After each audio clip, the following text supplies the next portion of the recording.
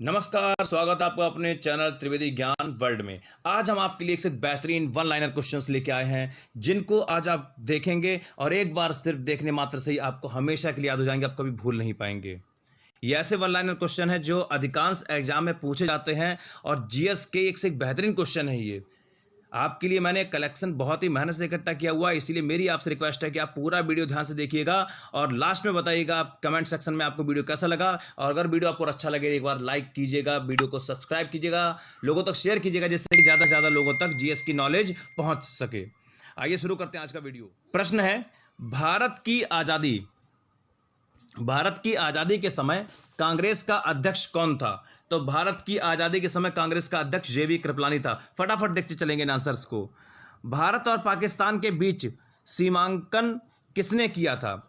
ये आप जानते होंगे, इनका नाम था सर सिरिल रेडक्लिफ। ठीक है, इनके बारे में मैं थोड़ी सी आपको डिटेल में बता दूं कि सर सिरिल रेडक्लिफ ये एक ऐसा व्यक्ति था जो सिर्फ भारत के विभाजन से, यानी कि भारत और पाकिस्तान के बीच में रेखा खींचने के लिए सिर्फ और सिर्फ जिस दिन ये रेखा खींची गई थी उससे सिर्फ 11 दिन पहले आया था। इसको भारत का भूगोल तक नहीं पता था और ये भारत और पाकिस्तान का बंटवारा करके चला गया। आगे देखते हैं अगला क्वेश्चन। अकबरनामा किसने लिखी थी? अकबरनामा अबुल फजल ने लिखी थी। नेक्स्ट क्वेश्चन, शिवाजी का राज्याभिषेक कहां हुआ था? शिवाजी का राज्याभिषेक रायगढ़ में हुआ था।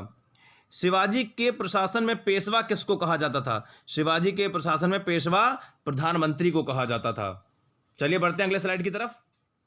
प्रश्न है, इंडियन लिबरेशन फेडरेशन की स्थापना किसने की थी? इंडियन लिबरेशन फेडरेशन की स्थापना किसने की थी? तो इसका आंसर है सुरेंद्र नाथ बनर्जी ने की थी। नेक्स्ट क्वेश्चन, भारत में दास प्रथा को कब अवैध घोषित किया गया था? भारत में दास प्रथा को 1843 में अवैध घोषित किया गया था। यह बहुत ही बुरी प्रथा थी जिसको हम बोलते हैं दास प्रथा। ठीक है, भारत में दास प्रथा को कब अवैध घोषित किया गया था? इसका आंसर होगा 1843। इसको आप नोट कर लीजिए, आपको याद हो जाएगा एक ही बार में। नेक्स्ट क्वेश्चन देखते हैं। भारत में अंग्रेजी शिक्षा किसके द्वारा लागू की गई? भारत में अंग्रेजी शिक्षा किसके द्वारा लागू की गई? तो इसका आंसर है लॉर्ड विलियम बेंटिक। ठीक है, अगला क्वेश्चन है, महाराष्ट्र को सुकरात किसने कहा?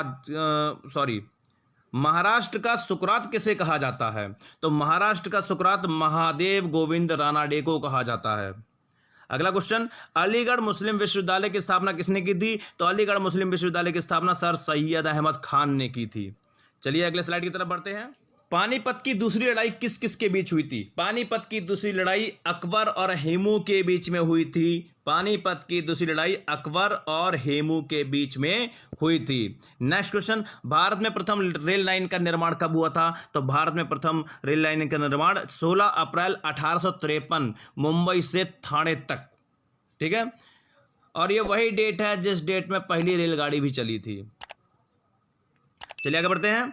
भारत में आधुनिक शिक्षा का जनक किसे कहा जाता है, या भारत में आधुनिक शिक्षा का जन्मदाता किसे कहा जाता है? तो इसका सीधा सीधा आंसर होगा चार्ल्स ग्रांट को। चार्ल्स ग्रांट भारत में आधुनिक शिक्षा के जन्मदाता माने जाते हैं। आगे बढ़ते हैं। हिंदू कॉलेज कोलकाता 1817 की स्थापना किसने की थी? यानी हिंदू कॉलेज कोलकाता 1817 की स्थापना किसने की थी? तो इसका आंसर है राजा राममोहन राय, डेविड हेयर एवं अलेक्जेंडर डफ ने। इन तीन लोगों ने मिलकर के हिंदू कॉलेज की स्थापना की थी कलकत्ता में सन 1817 ईस्वी में। ये आप ध्यान रखिएगा। चलिए अगले स्लाइड की तरफ बढ़ते हैं। रामकृष्ण परमहंस का मूल नाम क्या था? रामकृष्ण परमहंस का मूल नाम क्या था? गदाधर चट्टोपाध्याय, ये इनका मूल नाम था। अगला क्वेश्चन देखते हैं। वेदों की ओर लौटो यह नारा किसने दिया था? वेदों की ओर लौटो यह नारा किसने दिया था? यह नारा स्वामी दयानंद सरस्वती ने दिया था। महान संगीतज्ञ तानसेन किसके दरबार में रहते थे? महान संगीतज्ञ तानसेन किसके दरबार में रहते थे? तो इसका आंसर होगा अकबर के दरबार में रहते थे। मुगल काल की राजभाषा कौन सी थी? तो मुगल काल की राजभाषा फारसी थी। किस युद्ध ने भारत में मुगल साम्राज्य की नींव डाली थी? किस युद्ध ने भारत में, बहुत ही इंपॉर्टेंट क्वेश्चन है, ध्यान दीजिएगा इस क्वेश्चन पे, किस युद्ध ने भारत में मुगल साम्राज्य की नींव डाली थी? तो इसका आंसर होगा पानीपत का प्रथम युद्ध। चलिए बढ़ते हैं अगले स्लाइड की तरफ। प्रश्न है, गदर पार्टी के संस्थापक कौन थे? गदर पार्टी के संस्थापक कौन थे? तो इसका सीधा सा उत्तर है लाला हरदयाल गदर पार्टी के संस्थापक थे। और ये वही गदर पार्टी जिससे प्रभावित होकर के आजाद भगत सिंह, शहीद भगत सिंह क्रांतिकारी बने थे। अगला प्रश्न है, किस नगर को सिराज हिंद कहा जाता था? तो इसका आंसर होगा जौनपुर को सिराज हिंद कहा जाता था। चलिए बढ़ते हैं अगले क्वेश्चन की तरफ। कोलकाता में सर्वोच्च न्यायालय की स्थापना कब हुई थी? कोलकाता में सर्वोच्च न्यायालय की स्थापना 1774 ईस्वी में हुई थी। यह भारत का पहला सुप्रीम कोर्ट था। ठीक है, चलिए अगले स्लाइड की तरफ बढ़ते हैं। 1857 ईस्वी के विद्रोह के समय भारत का गवर्नर जनरल कौन था? 1857 ईस्वी के विद्रोह के समय भारत का गवर्नर जनरल लॉर्ड कैनिंग था। हुमायूंनामा किसने लिखी है? हुमायूंनामा गुलबदन बेगम ने लिखी है। किस मुगल शासक का 2 बार राज्याभिषेक हुआ था? तो इसका नाम है औरंगजेब। शेर शाह सूरी का मकबरा कहाँ स्थित है? सासाराम में। किस मुगल शासक को आलमगीर कहा जाता था? औरंगजेब को। हल्दी घाटी का युद्ध कब लड़ा गया था? 18 जून 1576 को हल्दी घाटी का युद्ध लड़ा गया था। चलिए अगले साइड पर बढ़ते हैं। पद्मावत पुस्तक की रचना किसने की थी? पद्मावत पुस्तक की रचना किसने की थी? मलिक मोहम्मद जायसी ने की थी। हुमायूं का मकबरा कहाँ स्थित था? तो हुमायूं का मकबरा दिल्ली में स्थित था। ठीक है, इस बात को आप नोट कर लेना। अगला क्वेश्चन है, भारत में बीबी का मकबरा कहाँ स्थित है? ये भैया मैं आप लोगों की बीबी की बात नहीं कर रहा हूँ, बीबी का मकबरा है, मुगलों की बीबी है भाई। तो भारत में बीबी का मकबरा कहाँ स्थित है? औरंगाबाद में। ठीक है, अगला क्वेश्चन, आगरा की मोती मस्जिद किसने बनवाई थी? आगरा की मोती मस्जिद शाहजहां ने बनवाई थी।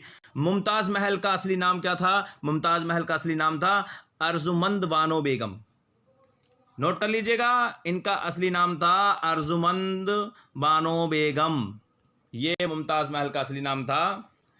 ये भी फेमस है भाई, इनकी वजह से ताजमहल आज खड़ा हुआ है। किस मुगल बादशाह ने अपनी आत्मकथा फारसी में लिखी थी?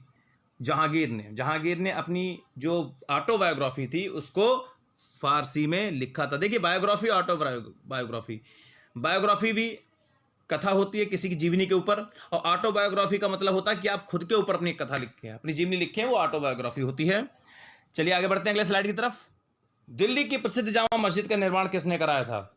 दिल्ली की प्रसिद्ध जामा मस्जिद का निर्माण शाहजहां ने कराया था। किस मुगल बादशाह को जिंदा पीर कहा जाता था? इसका आंसर होगा औरंगजेब को। किसने अकबर की कब्र को खोदकर उसकी हड्डियों को जलाया था? तो इसका आंसर है राजा राम जाट ने। इसने अकबर की कब्र को खोदकर उसकी हड्डियों को जलाया था। मराठा राज्य का दूसरा संस्थापक किसे कहा जाता है? मराठा राज्य का दूसरा संस्थापक बालाजी विश्वनाथ को कहा जाता है। और शिवाजी के साम्राज्य की राजधानी कहाँ थी? रायगढ़। चलिए अगले स्लाइड की तरफ बढ़ते हैं। दासबोध के रचनाकार कौन थे? दासबोध के रचनाकार समर्थ रामदास थे। शिवाजी का जन्म कहाँ हुआ था? शिवनेरी दुर्ग में हुआ था। ठीक है, आगे बढ़ते हैं। शिवाजी सर्वाधिक किससे प्रभावित थे? तो शिवाजी सर्वाधिक जीजाबाई से प्रभावित थे।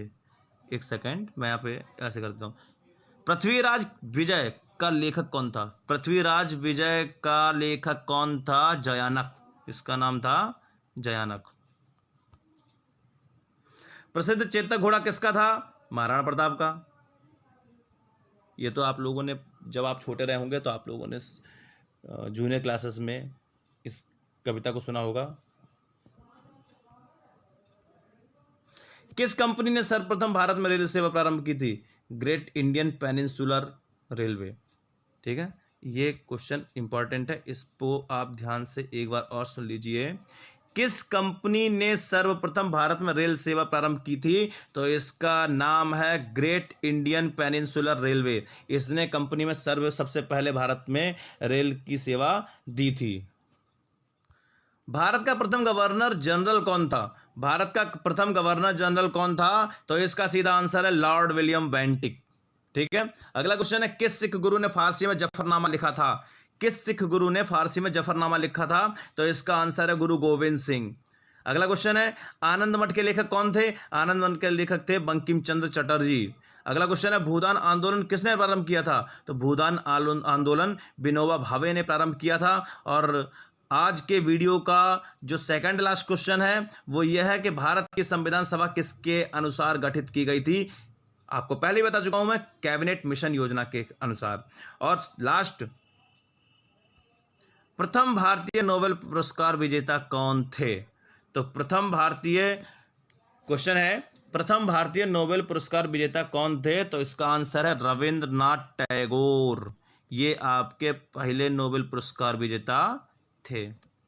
आज का वीडियो यहीं तक। कैसा लगा? एक बार हमारे वीडियो को लाइक कीजिएगा, सब्सक्राइब कीजिएगा, चैनल को शेयर कीजिएगा और हाँ, बेल आइकन जरूर दबाना, क्योंकि इससे हमारे आने वाले वीडियो की नोटिफिकेशन आपको फटाफट मिलते रहेंगे। तब तक के लिए हमें इजाजत दीजिए। नमस्कार, जय हिंद, जय भारत।